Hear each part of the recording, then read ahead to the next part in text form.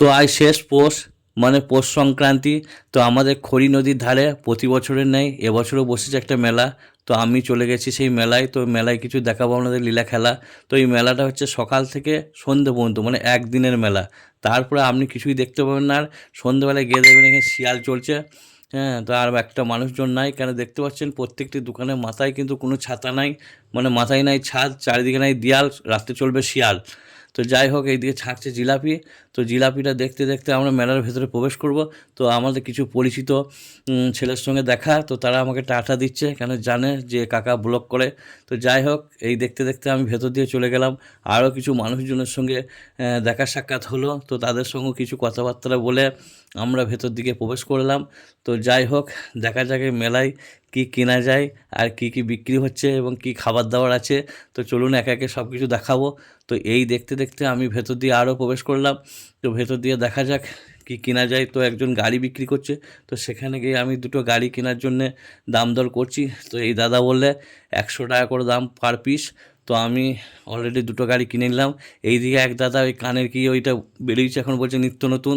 তো বললাম আমার একটা ভিডিও করে নাও।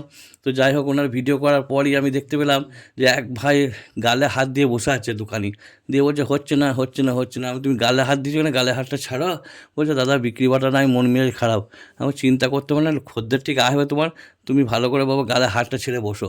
তো এই দেখতে দেখতে আমার ছেলেকে নিয়ে চলে গেলাম একটু ওই কি জাম্পিং না পাম্পিং বলছে, তো সেখানে গিয়ে হাজির। ওই দাদাভাই বলছে পার হেড 30 টাকা। তো আমার ভাইপো এবং আমার ছেলে চেপে পড়লো ওই জাম্পিংয়ে। তো খুব আনন্দ করছে, প্রত্যেকটি ছেলে দেখছি ওখানে যাচ্ছে আর লাফাঝাপা করছে। হ্যাঁ, তো যাই হোক, এদের এই আনন্দের সময়, এরা আনন্দ করবে। তো কিছু আনন্দ করে তোরা হয়ে গেল, এরপর আমরা যাব একটু অন্যদিকে। তো যাই হোক, এই মেলাটা আশেপাশে গ্রামের মানুষ সমস্ত এসে ভিড় করে, এবং এই গ্রামের মানুষরা এসে একে অপরের সঙ্গে মজা নেয়। তো যাই হোক, আমরা এসে ঘুগনির দোকানে এসে হাজির। তো যাই হোক, বাচ্চা টাচ্চা আছে বলে দেখে বললাম লঙ্কা টঙ্কা দিও না দাদা। তো ঘুগনি দাও আমাদেরকে 3 প্লেট। তো দাদা আমাদেরকে ঘুগনি টুকটুক করে বাড়িয়ে দিচ্ছে একটা একটা করে। তো যাই হোক, ঘুগনি টুগনি খেয়ে আমরা মেলাটা ভালোই আনন্দ উপভোগ করলাম, এবং অনেক মানুষের সঙ্গে দেখা সাক্ষাৎ হলো, এবং অনেক মানুষের সঙ্গে কথাবার্তা হলো। তো এই দেখতে দেখতে আমরা চলে গেলাম একটু আইসক্রিমের কাউন্টারের দিকে, যাচ্ছি আস্তে আস্তে। তো আমরা চলে গেলাম, আমাদের এই গ্রামের এক ভাই সে আইসক্রিম বিক্রি করছে। তো যাই হোক, আমি একটা আমুলের আইসক্রিম নিয়ে নিলাম, এবং ভাইপো এবং ছেলের লেগেও আইসক্রিম নিলাম দুটো। তো তারা মহা আনন্দে আইসক্রিম খাচ্ছে। হ্যাঁ, আইসক্রিম নিয়ে খুবই খুশি। তো যাই হোক, আইসক্রিম টাইসক্রিম খাওয়া দাওয়া করে আমরা এদিকে বাড়ি ফেরার দিকে একদম প্রস্তুত। তো এই ভাই যে কমিটিতে আছেন, ইনি হেঁকে সারাদিন পেরেশান, এত হাঁকছে। তো যাই হোক, আমরা এই দেখে মেলা থেকে বাইরে বেরিয়ে গেলাম। পরের ভিডিওতে আবার একটা আসছি।